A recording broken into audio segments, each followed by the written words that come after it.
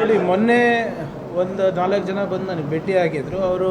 ನಾನು ಅವ್ರಿಗೆ ಕೇಳಿದ್ದೀನಿ, ಯಾವ ಇದರಿಂದ ಪ್ರಮೋಷನ್ನಿಗೆ ನಿಮಗೆ ವಂಚನೆ ಆಗಿದೆ ಅಂತ. ಅವರು ನನಗೆ ಬರೆದು ಕೊಡ್ತೀನಿ ಅಂತ ಹೇಳಿ ಇನ್ನೂ ಕೊಟ್ಟಿಲ್ಲ. ಅದಾಗಲೇ ನಾನು ಮಾನ್ಯ ಮುಖ್ಯಮಂತ್ರಿಗಳಿಗೆ ಮನವಿ ಮಾಡ್ಕೊಂಡಿದ್ದೀನಿ. ಕ್ಯಾಬಿನೆಟ್ ಸಬ್ ಕಮಿಟಿನಲ್ಲಿ ಏನು ನೂತನವಾದಂಥ ಅಧ್ಯಕ್ಷವನ್ನು ನೇಮಕ ಮಾಡಬೇಕಾ, ಹಳೆ ಕಮಿಟಿ ಕಂಟಿನ್ಯೂ ಆಗ್ತದೆ? ಯಾಕಂದರೆ ಹೊಸ ಸರ್ಕಾರ ಬಂದಮೇಲೆ ಕ್ಯಾಬಿನೆಟ್ ಸಬ್ ಕಮಿಟಿ ಪುನರ್ರಚನೆ ಆಗಬೇಕಾಗ್ತದೆ. ಹಿಂದಿನ ಕ್ಯಾಬಿನೆಟ್ ಸಬ್ ಕಮಿಟಿ ಅಧ್ಯಕ್ಷ ನಾನಿದ್ದೆ. ಸೊ ಈಗ ಮುಂದುವರಿಸಬೇಕಾದ್ರೆ ಕಂಪ್ಲೀಟ್ ಕ್ಯಾಬಿನೆಟ್ ಆಗಲಿ ಅಂತ ಮಾನ್ಯ ಮುಖ್ಯಮಂತ್ರಿಗಳು ಹೇಳಿದ್ದಾರೆ ನಿನ್ನೆ. ಸೊ ಅದಾದಮೇಲೆ what ever it is will discuss. But ಅದನ್ನು ಅವರು ಅಧಿಕೃತವಾಗಿ ನನಗೆ ಬರೆದು ಕೊಟ್ಟರೆ, ನೀವೇ DCM ಅವರು, ರೆವಿನ್ಯೂ ಮಿನಿಸ್ಟರ್ ಅವರು ನಾಳೆ ಇಲ್ಲೇ ಇರ್ತಾರೆ. ಸೊ ಅದನ್ನು ಕೂಡ ಅವ್ರ ಜೊತೆ ಚರ್ಚೆ ಮಾಡ್ತೀನಿ.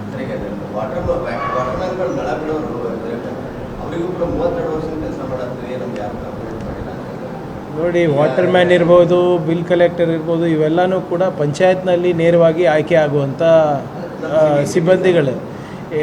ಇವನ್ ಅರ್ಬನ್ ಲೋಕಲ್ ಬಾಡಿ ಆರ್ ಇದು there is very limited scope of promotions and permanent. ಆಮೇಲೆ ಅದು ಮಾಡಿದ್ರೆ ನೀವು ಲಕ್ಷಾಂತರ ಜನರಿಗೆ ಮಾಡಬೇಕು ಅಂದ್ಬಿಟ್ಟು ಹಲವಾರು ಇಲಾಖೆಯಲ್ಲಿ ಯಾರಿಗೆ ನಾವು ಔಟ್ಸೋರ್ಸಲ್ಲಿ ತೊಗೊಂಡಿದ್ದೀವಿ ಅವರಿಗೆ ಕಾಯಂ ಮಾಡಬೇಕು ಅಂತ ಪ್ರಸ್ತಾವನೆ ಇದೆ. 16ನೇ ಹಣಕಾಸು ಬಂದಾಗ ಕೂಡ ಇದೆಲ್ಲ ಚರ್ಚೆ ಆಯಿತು. ಅದು ನಮ್ಮ ಆರ್ಥಿಕ ಚೌಕಟ್ಟಿನಲ್ಲಿ ಎಷ್ಟಾಗುತ್ತೆ ನೋಡ್ಕೊಂಡು ಮಾಡಬೇಕು ಅಂತ ಹೋದ ಬಾರಿ ತೀರ್ಮಾನ ಆಯಿತು. ಇದು 1.5 ವರ್ಷದ ಹಿಂದೆ. ಯಾಕಂದರೆ ಹಲವಾರು ಇಲಾಖೆಯಲ್ಲಿ ಹಲವಾರು ಏನು ಔಟ್ಸೋರ್ಸ್ ಎಂಪ್ಲಾಯೀಸ್ ಇದ್ದಾರೆ. ಕಾರ್ಪೊರೇಷನ್ನಲ್ಲಿರ್ಬೋದು, ನಿಮ್ಮ ಇನ್ಸ್ಟಿಟ್ಯೂಷನ್ಸ್ ಯಾವುದು ನಿಮ್ಮ ಜಯದೇವ ಅಥವಾ ಬೇರೆ ಇನ್ಸ್ಟಿಟ್ಯೂಷನ್ಸ್ ಇರ್ಬೋದು, ವಿಕ್ಟೋರಿಯಾ ಹಾಸ್ಪಿಟ್ಲ್ ಇರ್ಬೋದು, ಮತ್ತು ನಿಮ್ಮ ಸ್ಥಳೀಯ ಸಂಸ್ಥೆಗಳಲ್ಲಿರ್ಬೋದು ಇದ್ದಾರೆ. ಅದ್ರ ಬಗ್ಗೆ ಮುಂದಿನ ದಿನದಲ್ಲಿ ಚರ್ಚೆ ಆಗೋ ಸಾಧ್ಯತೆ ಇದೆ.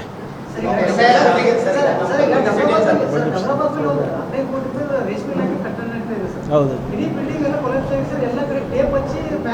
ಈಗ ಅದನ್ನು ನಾನು ನಾಡಿದ್ದು ವೀಕ್ಷಣೆ ಮಾಡ್ತೀನಿ. ಈಗ 7 ತಿಂಗಳ ಹಿಂದೆ ನಾನೇ ಹೋಗಿ ಬಂದಿದ್ದೆ. ಅದನ್ನು ಅವಾಗಿನ ಕೆಲಸ ನಡೀತಾ ಇತ್ತು.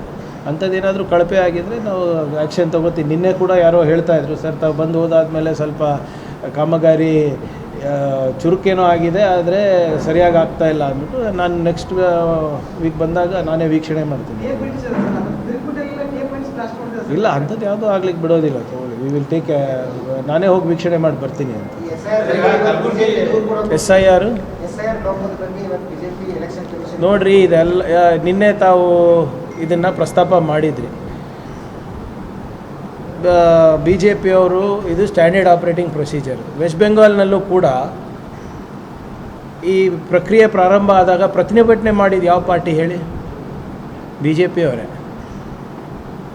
ಸುಮ್ಮನೆ ಪ್ರತಿಭಟನೆ ಮಾಡ್ದಂಗೆ ತೋರಿಸ್ಬೇಕು, ಹೋಗಿ ದೂರು ಕೊಟ್ಟಂಗೆ ಇರಬೇಕು, ಮ್ಯಾಚ್ ಫಿಕ್ಸಿಂಗ್ ಆಗಬೇಕು, ಎಲ್ಲರಿಗೂ ಹೊರಗಿಡಬೇಕಷ್ಟೇ. ನೀವು ನೋಡಿ, West Bengal is a classic playbook. ಅಲ್ಲೂ ಅವರೇ ಪ್ರೊಟೆಸ್ಟ್ ಮಾಡಿದ್ದು. ಈಗ ನೀವೇ ಹೇಳಿ, ಕ್ಯಾಬಿನೆಟ್ನಲ್ಲಿ ಒಂದು 12 ತೀರ್ಮಾನಗಳಾಗಿದೆ.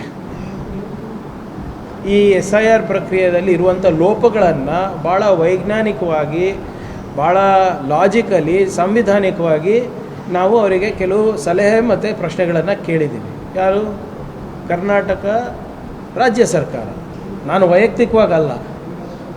ಅದನ್ನು ನಾವು ಹೋಗಿ ಅವರಿಗೆ ಕೊಡಬೇಕು ಅಂದರೆ ನಮಗೆ ಟೈಮ್ ಕೊಡಲ್ಲ. ವಿರೋಧ ಪಕ್ಷದವ್ರಿಗೆ ಕೊಡ್ತಾರೆ ಅಂದರೆ ಏನರ್ಥ? ಯಾರ ಕೈಗೊಂಬೆ ಇವರು? ಇಡೀ ವ್ಯವಸ್ಥೆಯನ್ನು ಇವರು ಕ್ಯಾಪ್ಚರ್ ಮಾಡೋ ಪ್ರಯತ್ನ ಮಾಡ್ತಾ ಇದ್ದಾರೆ.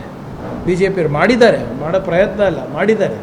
ವೆಸ್ಟ್ ಬೆಂಗಾಲಲ್ಲಿ ನೋಡಿದ್ದೀರಾ, ತಮಿಳ್ನಾಡಿನಲ್ಲಿ ನೋಡಿದ್ದೀರಾ, ಕೇರಳನಲ್ಲಿ ನೋಡಿದ್ದೀರಾ, ಬಿಹಾರ್ನಲ್ಲಿ ನೋಡಿದ್ದೀರಾ. ನೀವೇ ಹೇಳಿ, ಚೀಫ್ ಎಲೆಕ್ಷನ್ ಕಮಿಷನರಿಗೆ ಯಾಕ್ರಿ ಜುಡಿಷಿಯಲ್ ಇಮ್ಯುನಿಟಿ ಬೇಕು? ಅವರು ಕಾನೂನಾತ್ಮಕವಾಗಿ ಕೆಲಸ ಮಾಡಬೇಕು, ಸಂವಿಧಾನಾತ್ಮಕವಾಗಿ ಕೆಲಸ ಮಾಡಬೇಕಲ್ಲ. Is a constitutional nominee. It's a constitutional body. They are not above the constitution. ಇವರಿಗೇನು ಜುಡಿಷಿಯಲ್ ಇಮ್ಯುನಿಟಿ ಅಂದರೆ ಏನು ಬೇಕಾದರೂ ಮಾಡ್ಬೋದಾ ಇವರು? 70-80 MLAಗಳಿಗೆ, MP ಗಳಿಗೆ ಹೊರಗೆ ಹಾಕ್ಬಿಟ್ಟು ಈ ಬಿಲ್ಲನ್ನು ಪಾಸ್ ಮಾಡ್ತಾರಲ್ಲ, ನಾಚಿಕೆ ಬರಲ್ವ ಈ ಸರ್ಕಾರಗಳಿಗೆ, ಕೇಂದ್ರ ಸರ್ಕಾರಕ್ಕೆ?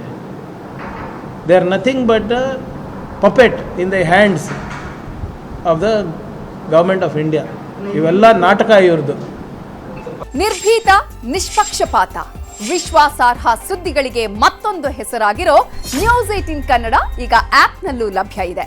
ದಯವಿಟ್ಟು ಇಲ್ಲಿರೋ QR ಕೋಡ್ ಅನ್ನ ಸ್ಕ್ಯಾನ್ ಮಾಡಿಕೊಂಡು ಆಪ್ ಡೌನ್ಲೋಡ್ ಮಾಡೋದಕ್ಕೆ ಮರಿಬೇಡಿ. ನಿಮ್ಮ ಬೆಂಬಲ ಹೀಗೆ ಸದಾ ನಮ್ಮೊಂದಿಗಿರಲಿ. ಧನ್ಯವಾದ.